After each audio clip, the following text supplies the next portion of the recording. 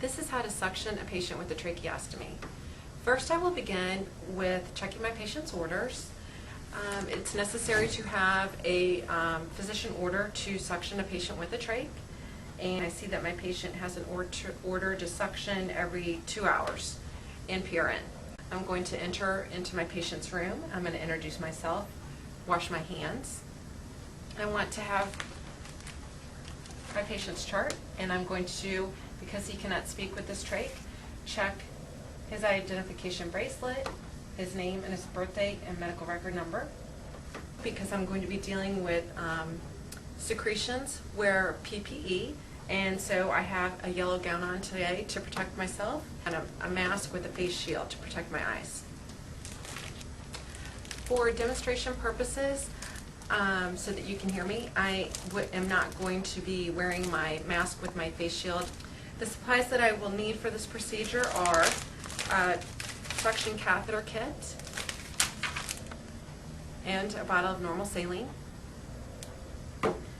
My sterile gloves are in my kit, but I also will need non-sterile gloves. I also need an ambu bag.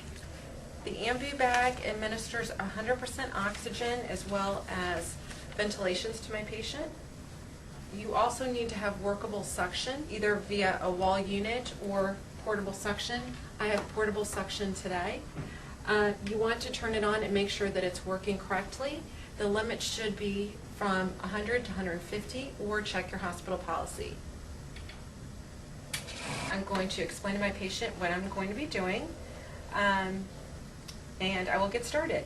I want to do a full respiratory assessment on my patient before I suction them.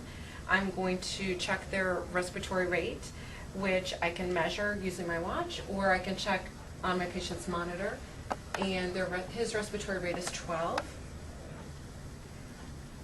My patient today also has continuous pulse oximetry. The pulse ox probe is on his finger, and I am able to monitor this value on my monitor as well. I want to listen to his lungs anteriorly and posteriorly. We always listen under clothing.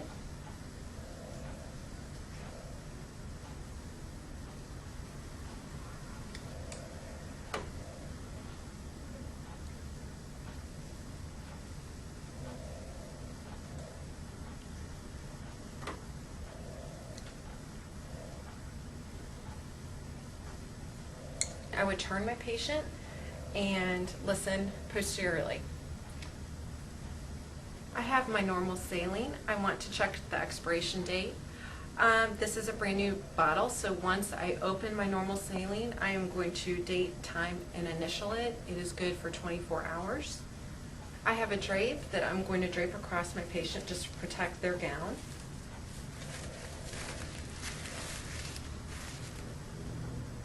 Now I will open my kit and set up my supplies.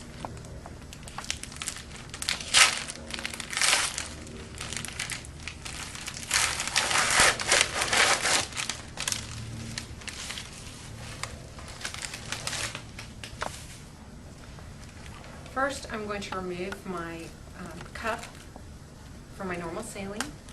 You can open it by touching the outside. There's a plastic liner in it. I'm going to set it to the side. And I will open my normal saline and pour it in.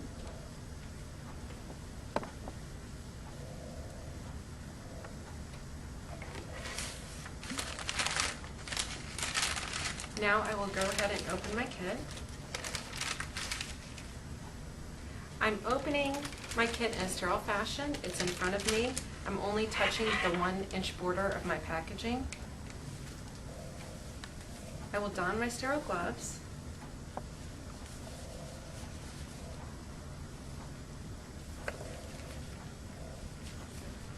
Now my hands are sterile. Because I'm right-handed, I will designate my right hand as my sterile hand and my left hand as a non-sterile hand. Before I suction my patient, I am going to give them some oxygen to increase their oxygenation. So I will begin by, with my non-dominant hand, moving their trach collar to the side. Taking my ambu bag, attaching it to the trach, and giving approximately 3 to 6 breaths, monitoring my patient's oxygen pulse oximetry.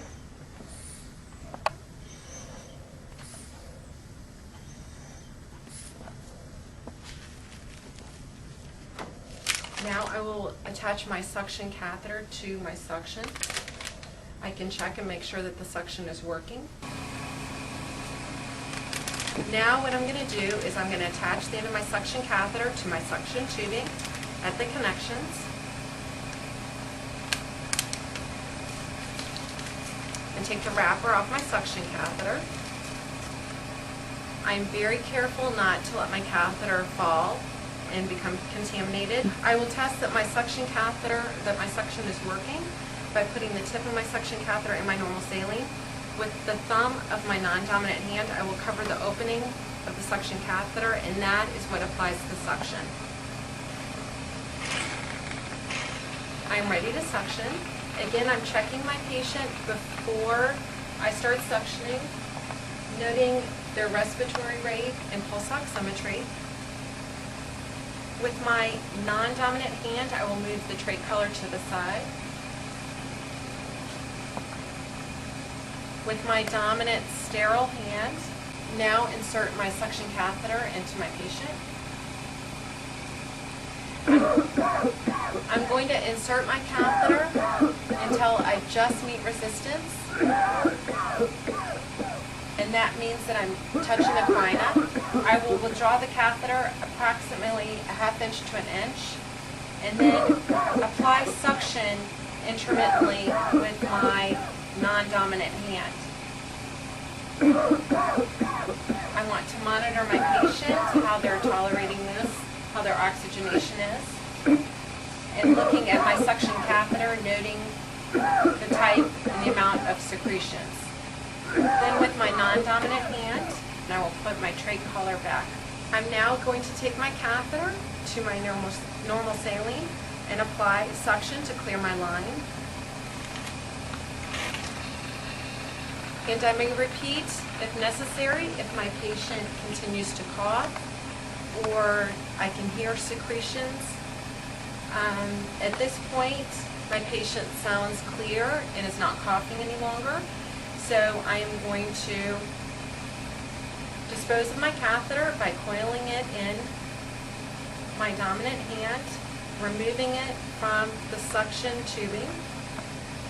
As I'm doing this, I'm noting my patient at all times that their respiratory status is stable, that their pulse oximetry is within normal limits.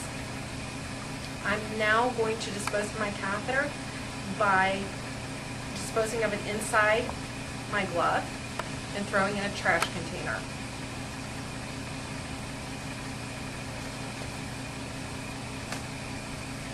It's necessary to do a full, complete respiratory assessment on my patient after I have suctioned my patient.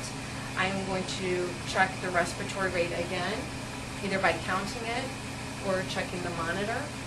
I want to note their pulse oximetry reading, which is 98, and I'm going to listen to their lungs.